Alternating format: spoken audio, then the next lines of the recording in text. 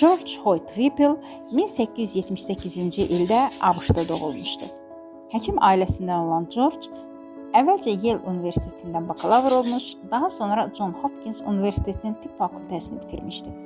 1924-cü ildə apardığı təcrübələrdə qanalma ilə itlərdə anemiya yaradaraq onları müxtəlif qidalarla yemləyirdi və vəziyyətlərini müşahidə edirdi.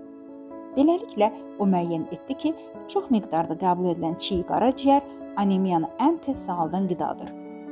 George Minot və William Murphy bu ideyanı xəstələr üzərində tətbiq etməyə başladılar.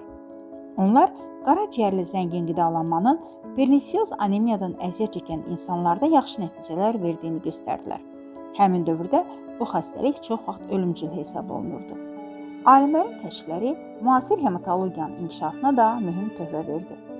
Beləliklə, 1934-cü ildə fiziologiya və tibb üzrə Nobel mükafatı qaraciyərin anemiyanın müalicəsində əhəmiyyətini kəşf etdikləri üçün George Whipple, George Minot və William Murphy verildi.